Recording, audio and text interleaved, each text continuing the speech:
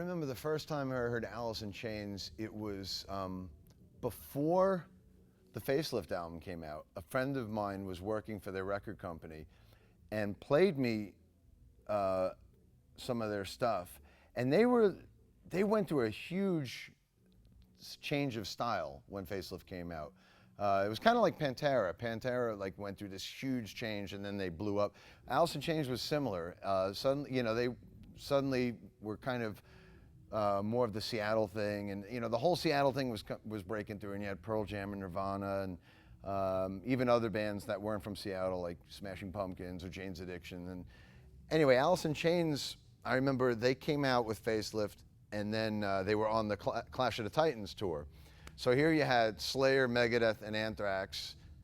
You know, it was like a thrash tour, and then you had Alice in Chains, and they didn't really fit in at first, but I think it was one of those things where they were just undeniably awesome, and they kind of, it's funny because you know, they came in as the underdogs on that tour, and then ended up totally eclipsing all of those bands, you know, and their whole movement kind of left the thrash bands in the dust and kind of paved the way for the rest of the 90s.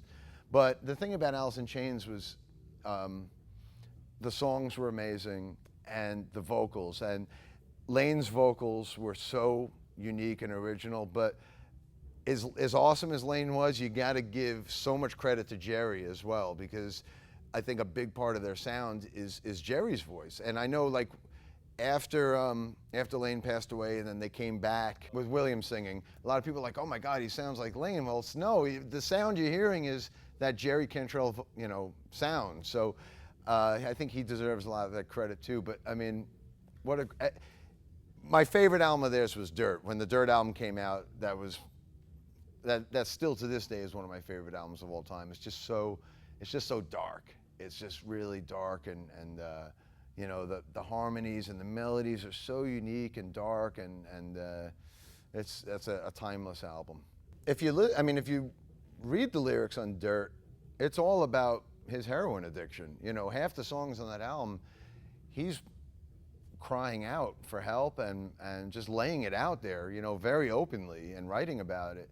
And you know, I guess there were many years after the band broke up or took a break, and you know, you hear the stories of how Layne was just shacked up and just doing drugs and just, you know, whittling away and dying. And not only Layne, but Mike Starr as well. I mean, I remember watching one of those celebrity rehab shows that Mike was on, and his struggles with drugs and everything. And I mean, God, the list of rock and metal casualties to drug abuse, it's scary.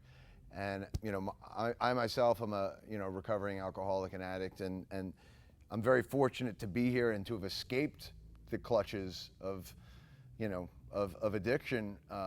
But you see people like Layne and Mike and so many others that weren't as fortunate and really struggled with those demons. And it's sad, and I have a lot of compassion because I know how hard it is. You know, it's not something that, you know, if you have that gene, if you're an addict, you can't just put it down. You know, it's a monkey that's always on your back, and it never goes away. Even people with 20 years clean, 30 years clean can relapse and hit rock bottom like that. So it's scary, you know. And anytime I am struggling, I have to look at some of the less fortunate, you know, fellow musicians that didn't make it out alive, and you know, if anything, those kind of inspire me to try to stay away from it for another day.